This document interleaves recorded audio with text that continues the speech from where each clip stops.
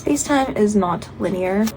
It is unpredictable. These crevices and dents are affected by mass. Black holes and stars. Let's make stars. You see your planet? You've seen this concept before. You place this down. It's, you know, it's kind of there. It's flat, has more freedom.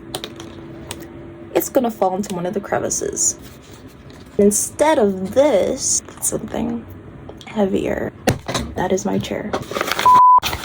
Instead of the object being affected by space-time, it is space-time being affected by the object itself. Kind of reached its limit here. It is essentially warping and stretching the space around it. How we like to imagine 2D planes. This is our idealized version of space. It's very flat. This is how we visualize 3D space. These layers of 2D flat plane. Eventually you stack enough of these papers and it'll be something thick like this book. Use your imagination. If you can layer 2D planes to create 3D space, what if we apply that concept to space and time? Let's take another universe.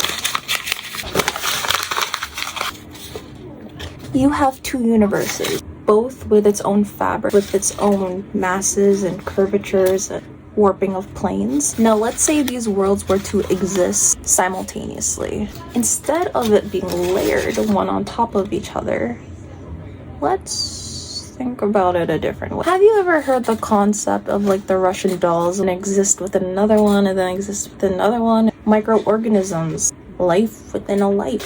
Think of it like that. But instead of shrinking, what if it just has the same size?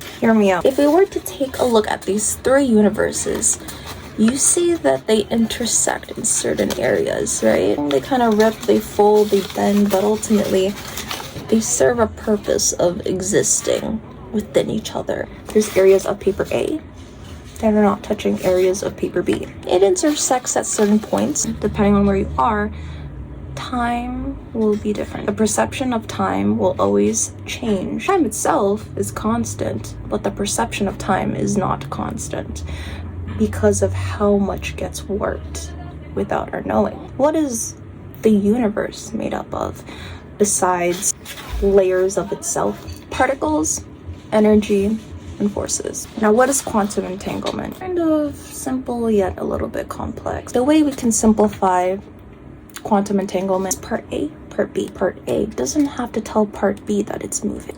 Both move simultaneously depending on which side I'm holding it from. How time moves. Is it going forward? Is it going backward? It's stagnant? Well, the way we perceive time, it is going in one direction. But hypothetically, another existing universe where time moves opposite. So how can we implement these two directions together simultaneously? The best thing we can do is visualize a box. This is a box. It's a nice box, right? Let's say time is moving in this direction automatically. Going like that. Time is going that way. But we need to figure out a way for time to move that direction. Let's rotate the box. In the front of the box, we have time moving one direction. The back of the box, we have time moving in the opposite direction. To simplify this, we're gonna have to move it into... Does that make sense? Anyways, I'm bored. Don't overthink it. Ultimately, in the end, it does not matter.